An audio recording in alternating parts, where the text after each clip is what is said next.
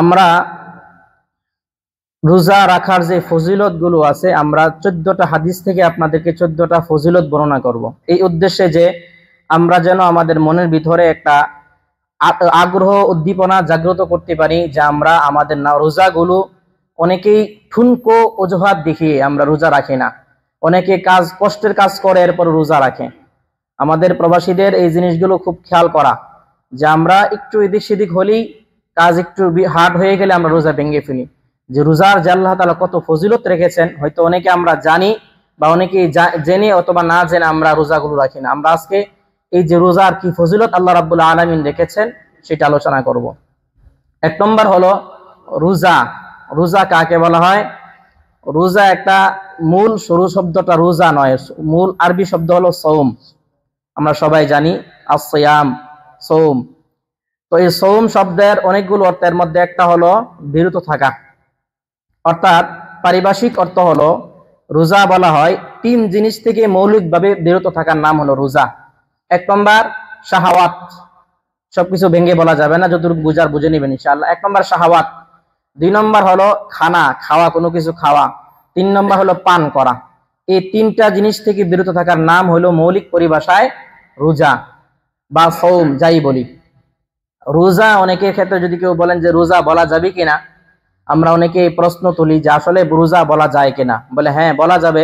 রোজা শব্দটা হলো ফার্সি ভাষায় রোজা বলা হয় রুজে আ থেকে, রোজা মানে যেটা দিনে রাখা হয় সেটাকে রোজা বলা হয়। এই জন্য এটাকে রুজে আ, যারা ফার্সি বুঝেন, রুজে আ ইসমে ফাইলের সিগা, সেই হিসেবে রুজে আ হলো যেটা দিনে আসে সেটাকে বলা হয় রোজা। আমরা রোজা কি দিনে রাখি না রাতে রাখি? তাহলে রোজা বললে কোনো সমস্যা নেই। বাকি হাদিসের শব্দ এবং কোরআনের শব্দ হলো কি? সিয়াম। যদি সেটা বলা যায় সেটা উত্তম, সর্বোত্তম হলো সেটা। আচ্ছা, 2 নম্বর হলো নবীজি সাল্লাল্লাহু আলাইহি ওয়াসাল্লাম হাদিস এবং কোরআনের মাধ্যমে আমাদেরকে জানিয়েছেন যে রোজার কত ফজিলত। আল্লাহ রাব্বুল আলামিন সূরা বাকারার 183 নম্বর আয়াত আল্লাহ রাব্বুল আলামিন বলেন, ইয়া আইয়ুহাল্লাযীনা আমানু কুতিবা আলাইকুমুস সিয়াম কামা কুতিবা আলাল্লাযীনা মিন ক্বাবলিকুম লাআল্লাকুম তাত্তাকুন। আল্লাহ রাব্বুল আলামিন বলেন, হে ঈমানদারেরা। মুফাসসিরিন کرام বলেন, আল্লাহ রাব্বুল আলামিন যে বলেছেন ইয়া আইয়ুহাল্লাযীনা আমানু, হে ঈমানদারেরা। ঈমানদার শব্দ উল্লেখ করার উদ্দেশ্য হলো আল্লাহ রাব্বুল আলামিন যখন বান্দাকে মহব্বতের নজরে ডাক দেয়, ভালোবাসা এবং মায়ার নামে ডাক দেয়, তখন আল্লাহ রাব্বুল আলামিন বান্দাকে আমানু শব্দ করে উল্লেখ করেন। কি করেন? আমানু বলেন। অর্থ হলো আল্লাহ তাআলা বান্দাকে মহব্বতের নজরে ডাকতেছেন, অর্থাৎ আল্লাহ বান্দাকে ভালো একটা উপহার বা ভালো একটা জিনিস দিবেন, সেই জন্য আল্লাহ তাআলা আমানু শব্দ উল্লেখ করেন। এরপর রব্বুল আলামিন বলেন, কুতিবা আলাইকুমুস সিয়াম, এ বান্দা আমি তোমাদের জন্য রোজাকে লিখে দিয়েছি। কুতিবা শব্দের অর্থ হলো লিখে দেওয়া। আল্লাহ কই লিখে দেওয়া হয়েছে? আল্লাহ বলেন নাই ফরজ হয়েছে, ফুরিদা বলেন নাই, কুতিবা বলেছেন। কেন বলেছেন? আল্লাহ রাব্বুল আলামিন শব্দটাকে সহজতর করে উল্লেখ করেছেন যেন বান্দার জন্য বিষয়টা কঠিন না হয়ে যায়। 3 নম্বর রাব্বুল আলামিন বলেন, কামা কুতিবা আলাল্লাযীনা মিন ক্বাবলিকুম, এই বান্দা তুমি মনে হয় ভয় পাইতেছো যে মনে হয় রোজা আমাদের জন্য দেওয়া হয়েছে।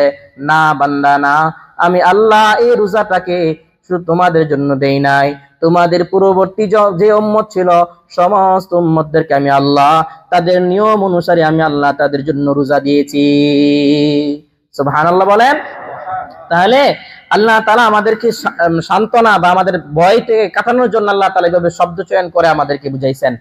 এরপর রব্বুল আলামিন বলেন, যদি তোমরা রোজা রাখো তাহলে কি হবে? আল্লাহ বলেন, লাআল্লাকুম তাত্তাকুন, এই বান্দা যদি তোমরা রোজা রাখতে পারো তাহলে আমি আল্লাহ বলে দিলাম লাআল্লাকুম তাত্তাকুন, তাহলে তোমরা তাকওয়াবান হইতে পারবা। তাফসীরের কিতাবের মধ্যে আছে আল্লাহ রাব্বুল আলামিনের অর্থ যখন লাআল্লাহ শব্দ অর্থ হলো লাআল্লা বিল তারাজ্জি, যেটা আশাবাঞ্ছক শব্দের জন্য বোঝানো হয়, কিন্তু যখন রব্বুল আলামিনের দিকে নিসবত হয় তখন এর অর্থ হলো ইয়াকিনের অর্থ। অর্থাৎ আল্লাহ বলেন, বান্দা অবশ্যই অবশ্যই আমি আল্লাহ তোমাদের জন্য রমজানের মাসে রোজা রাখার কারণে আমি আল্লাহ অবশ্যই তোমাকে তাকওয়াবান বানায়া দিব। সুবহানাল্লাহ। এই তাকওয়ার একটা মিসাল দিয়েছেন উলামায়ে কেরাম। এভাবে দেখেন যে রমজান মাস যখন শুরু হয়ে যায় তাকওয়ার মেশিন চালু হয়। কিভাবে চালু হয়? রমজান মাসের আগে যত মানুষ যেমনই হোক না কেন, যখন রমজান মাস আসে দোকানি তার দোকানদারে বা ব্যবসায়িক মানুষ সব প্রত্যেকের কোম্পানিওয়ালা মানুষদেরকে বলে, দেখো রমজান মাস আসতেছে, একটু নিজেদেরকে পরিবর্তন করা উচিত, আমলের দিকে যাওয়া উচিত। ঠিক কিনা বলেন? তার মানে রমজান মাস আসার আগেই মানুষের অন্তরে যে একটা পরিবর্তন, এটা কে সৃষ্টি করেন? আল্লাহ। এটাই হলো প্রথম তাকওয়ার মেশিন চালু করে দেন আল্লাহ। এখন তোমার কাজ হলো এখন এই রোজাগুলো রেখে রেখে গুনাহ থেকে মুক্ত থেকে তোমার রোজাগুলো পরিপূর্ণতার মধ্যে পৌঁছানো। বুঝা আসছে কিনা? এই জন্য আল্লাহ রাব্বুল আলামিন বলেন, বান্দা যদি রোজা রাখো তাহলে তো কয়টা রোজা রাখবা? বলে ফামান শাহিদা মিনকুমুশ শাহরা ফালইয়াসুম। বান্দা রোজা যদি পেয়ে যাও তাহলে তোমরা 1 মাস রোজা রাখবা। কয়দিন? বলেন কয়দিন? আমাদের সমাজে অনেকে এইটা আমাদেরকে বিভ্রান্ত করতে চায়। কেউ বলে রোজার কথা, রমজানের সিয়ামের কথা কোরআন শরীফে নাই, অথচ সূরা বাকারার 185 নম্বর আয়াত আল্লাহ রাব্বুল আলামিন বলেন, ফামান শাহিদা মিনকুমুশ শাহরা ফালইয়াসুম। এই বান্দা তোমরা যদি রোজা পেয়ে যাও তাহলে 1 মাস রোজা রাখো। কয়দিন? 1 মাস। 1 মাস কয়দিন হয়? 30 দিন। তাহলে রোজার কথা আসেনি 30 দিন। যদি আরবি মাস 29 হয় তাহলে 29 দিন, 30 হলে 30 দিন। তাহলে কোরআন শরীফ পাওয়া গেল কিনা? যারা বলে রমজানের কথা বা রোজার কথা কোরআনে নাই তারা ভুল না সঠিক? ভুল। আল্লাহ এদেরকে হেদায়েত দান করুন, বলেন আমিন। তাহলে রমজানের ক্ষেত্রে শুনলাম নবীজি সাল্লাল্লাহু আলাইহি ওয়াসাল্লাম হাদিসের মধ্যে বলেছেন, ইদা রাআইতুমুল হিলাল ফাসুমু ওয়া ইদা রাআইতুমু ফাফতিরু। এই বান্দা যখন তোমরা আকাশে চাঁদ দেখবা তোমরা তখন রোজার শেষে রাখা শুরু করে দিবা, এবং আকাশে চাঁদ দেখার পর তোমরা ইফতার করবা। তার মানে হলো ইফতারের অর্থ হলো এখানে হলো আমরা মানে ওই যে রোজা শেষ করার সময় যে ইফতারটা করি সেটাকে বলা হয় রোজা। এই জন্য রোজা শুরু হবে চাঁদ দেখে, রোজা শেষ হবে চাঁদ দেখে। দুনিয়ার কোন মানুষের আইন এখানে চলবে না। সুবহানাল্লাহ বলেন। এই জন্য আল্লাহ রাব্বুল আলামিন হাবিবও বলেছেন রোজা এমন বিষয়। তাহলে রোজার এই গুরুত্ব আমাদের কাছে আছে। আল্লাহ কোরআন আমাদেরকে ফজিলত বর্ণনা করেছেন। আমরা এবার আসি কোরআন কারীম থেকে যে রোজা, হাদিস শরীফ থেকে রোজার ফজিলত কি। আমি বলেছি 14টা হাদিস আপনাদের সামনে তেলাওয়াত করা হবে, পাঠ করা হবে, বলা হবে, এই জন্য যে আমাদের মনের ভিতরে যেন আগ্রহ জন্মায়। 1 নম্বর, রোজা মানুষের গুনাহের কাফফারা স্বরূপ। রোজা গুনাহের কাফফারা স্বরূপ। আল্লাহ রাসূল সাল্লাল্লাহু আলাইহি সাল্লামের সাহাবী হযরত হুযায়ফা রাদিয়াল্লাহু তাআলা আনহু থেকে হাদিসটি সহিহ বুখারীর মধ্যে রয়েছে। রাসূল সাল্লাল্লাহু আলাইহি সাল্লামের হাদিস, প্রিয় সাহাবী হুযায়ফা রাদিয়াল্লাহু তাআলা আনহু বলেন, ক্বালা রাসূলুল্লাহ সাল্লাল্লাহু আলাইহি ওয়াসাল্লাম, আল্লাহ রাসূল সাল্লাল্লাহু আলাইহি ওয়াসাল্লাম বলেন, ফিতনাতুর রাজুলি ফি আহলিহি ওয়া মালিহি ওয়া নাফসিহি ওয়া ওয়ালাদিহি ওয়া জারিহি তুকাফিরুহা as-salatu was-siyamu was-sadaqa wal-amru bil-ma'rufi wan-nahyu 'anil munkar aw kama qala an-nabiyyu alayhi salatu was-salam। আল্লাহর হাবিব মুহাম্মদ আরবি সাল্লাল্লাহু আলাইহি ওয়াসাল্লাম বলেন, পুরুষ মানুষের জন্য বা মানুষের জন্য ফিতনা হলো ফি আহলিহি তার পরিবার, ও মালিহি তার মাল, ও নাফসিহি তার নিজের নফস, ও ওয়ালাদিহি তার সন্তান, ও জারিহি দুনিয়ার সম্পদ। তুকাফিরুহা তবে মনে রাখবা এই সবগুলো ফিতনা তখনই কাটবে। বলে কেমনে কাটবে? বলে as-সালাত রোজার মাধ্যমে, নামাজের মাধ্যমে তোমাদের ফিতনাগুলো কাটবে। ওয়াস-সিয়াম রোজার মাধ্যমে তোমাদের, ওয়াস-সিয়ামের মাধ্যমে তোমাদের ফিতনাগুলো কাটবে। ওয়াস-সাদাকা সাদকার মাধ্যমে তোমাদের ফিতনাগুলো কাটবে। ওয়াল আমরু বিল মারুফ যদি তোমরা ভালো কাজের আদেশ দাও তার মাধ্যমে ফিতনা কাটবে। ওয়ান নাহিয়ু আনিল মুনকার এবং মন্দ কাজ থেকে মানুষকে বাধা প্রদান করার মাধ্যমে তোমাদের জন্য কাফারা হয়ে যাবে।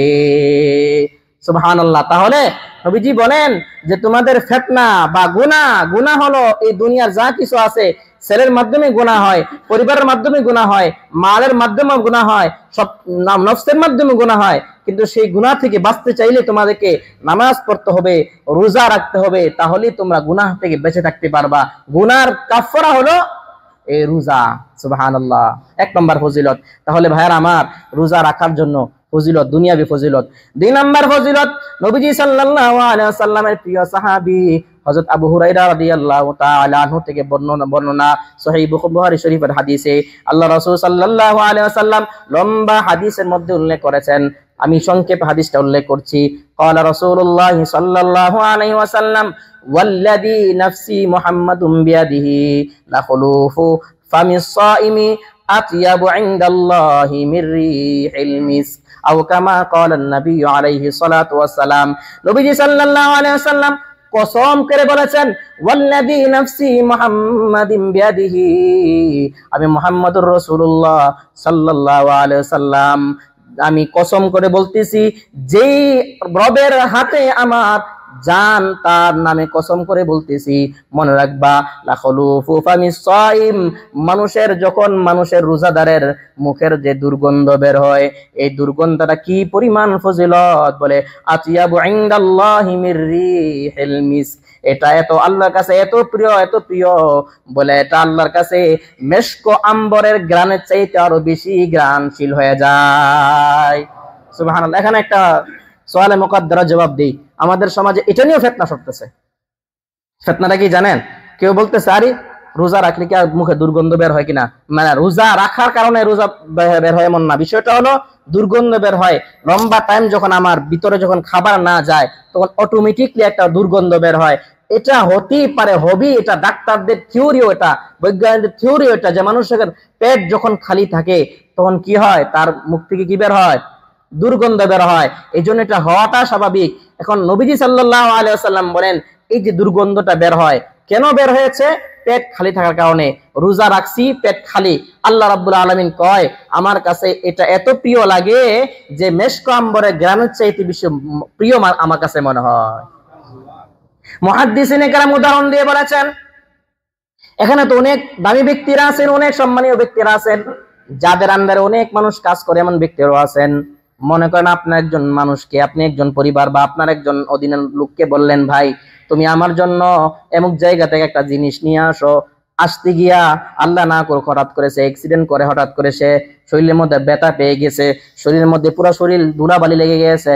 এখন সে কাজটাও করেছে এবং মহিলা নিয়ে আপনার সামনে এসেছে।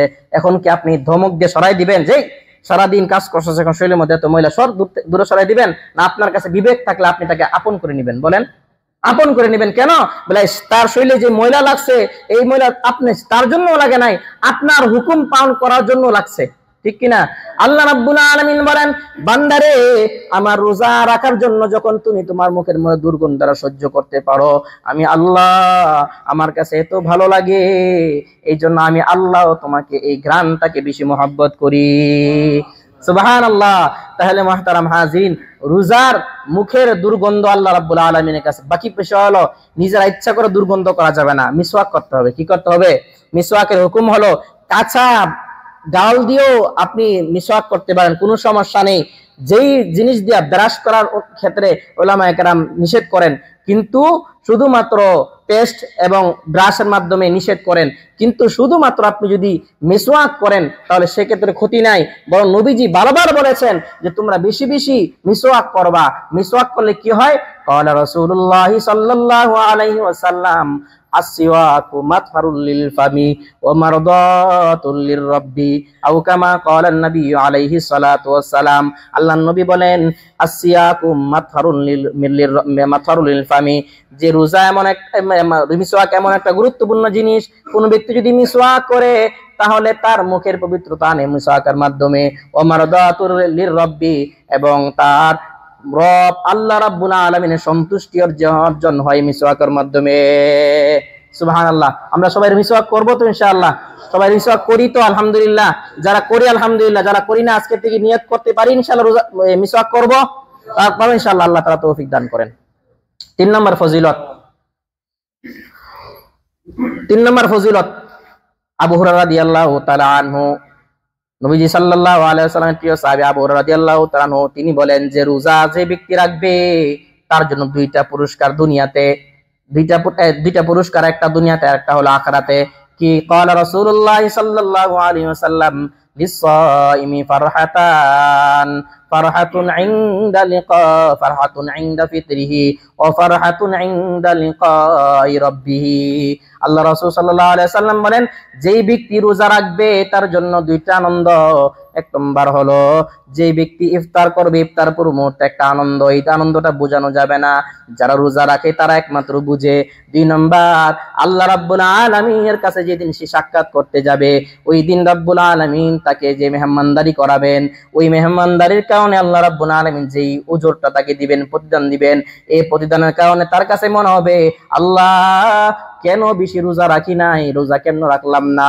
সে আফসোস করবে আর বলবা, এত সম্মান আল্লাহ দিয়েছেন, এই সম্মান অন্য কোনো মানুষকে দেওয়া হবে না। সুবহানাল্লাহ। নবীজি সাল্লাল্লাহু আলাইহি ওয়াসাল্লাম বলে, শুধু কি তাই, মনে রাখবা এটা কেমন কেমন। নবীজি সাল্লাল্লাহু আলাইহি ওয়াসাল্লাম হাদিসের মধ্যে বলেছেন, যদি কোনো ব্যক্তি রোজা রাখে, রোজা রাখার কারণে, ওই মাসে রোজা রাখার কারণে আল্লাহ রাব্বুল আলামিন তার জন্য একটা বিশেষ স্পেশাল একটা রোজা রেখেছেন। কি রেখেছেন বলে, জান্নাতের মধ্যে একটা দরওয়াজা আছে, দরওয়াজার নাম হলো রাইয়ান। রাইয়ান নামের দরওয়াজা, মুসলিম শরীফের হাদিস, নবীজি সাল্লাল্লাহু আলাইহি ওয়াসাল্লাম বলেন, এই রাইয়ান নামের দরওয়াজাটা গুরুত্বপূর্ণ। এটা একমাত্র শুধুমাত্র কেবলমাত্র যারা রোজা রাখবে তাদের জন্য চালু হবে, যারা রোজা রাখবে তাদের জন্য ওপেন হবে। যেই দিন রোজাদার ব্যক্তিরা সামনে আল্লাহ রাব্বুল আলামিনের সামনে যাবে, ওই দিন তাদেরকে ডাকা হবে, এ বান্দারা কারা রোজা রাখছিলা দুনিয়ার জমিনে, আসো আসো আসো। সবাই ওই দিন প্রবেশ করবে। নবী জীবন যখন সবাই প্রবেশ করে ফেলবে, দরজা লাগাইয়া দিবে। দরজা লাগাইয়া আল্লাহ রাসূল সাল্লাল্লাহু আলাইহি ওয়াসাল্লাম বলেন, আল্লাহ রাব্বুল আলামিন তাকে মেহমানদারি করাইবেন। কেমন মেহমানদারি?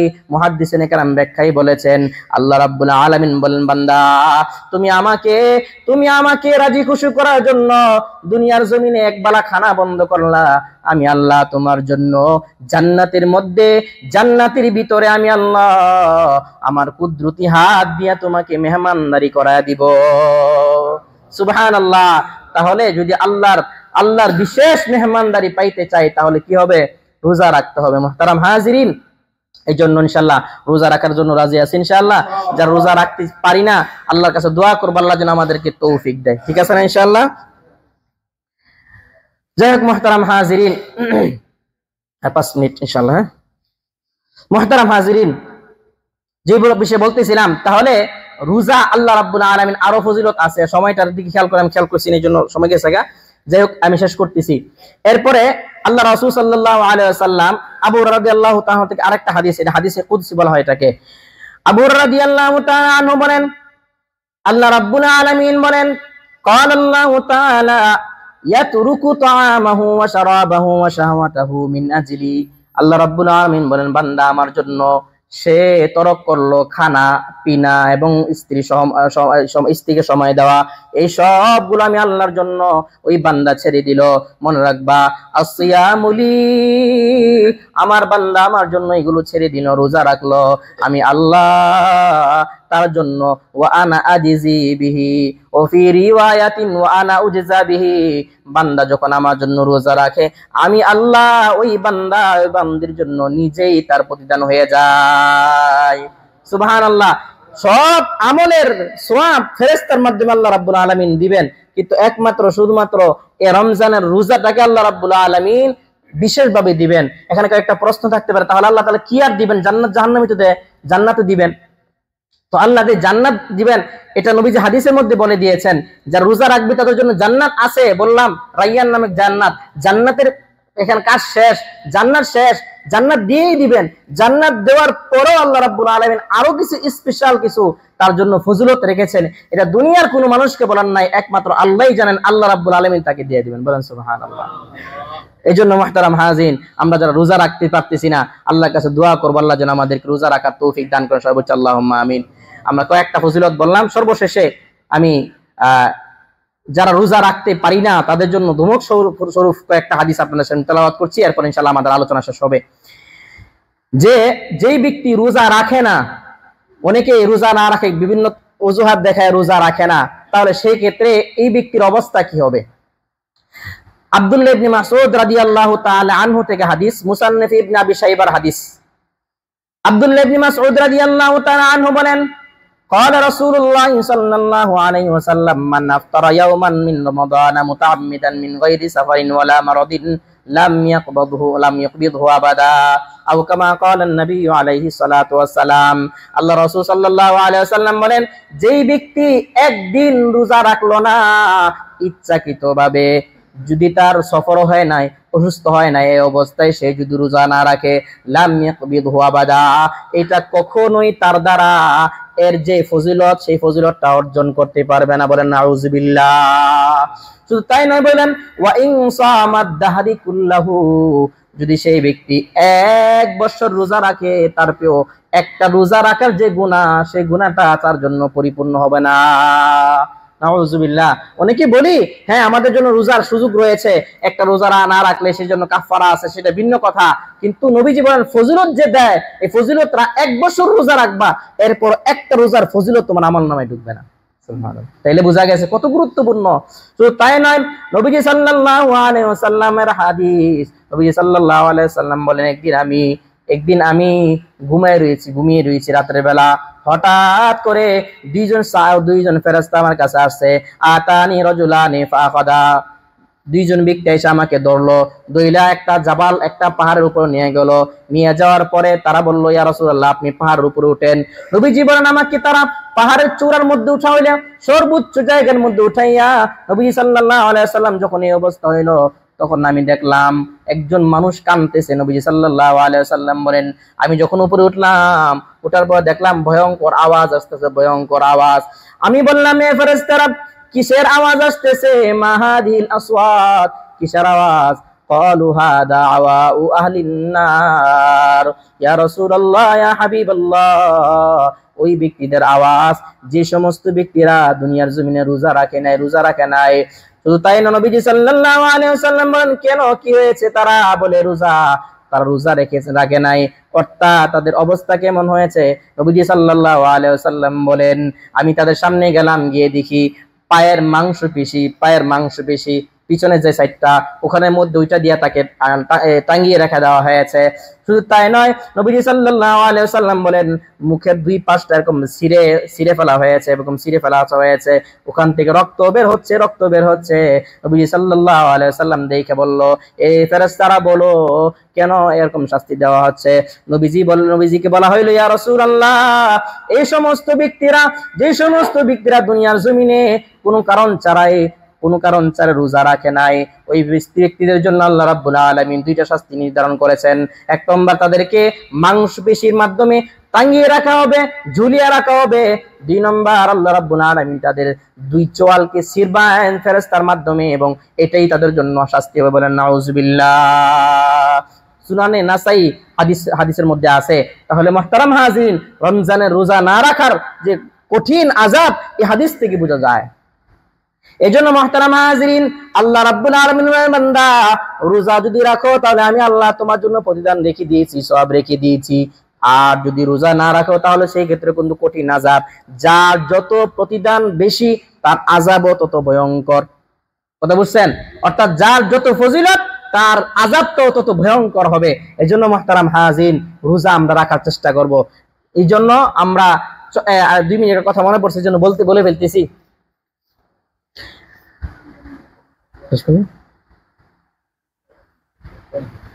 আচ্ছা, তো ইনশাআল্লাহ আমরা রোজা রাখার চেষ্টা করব। তো আজকে আমরা যারা এখানে উপস্থিত হয়েছি,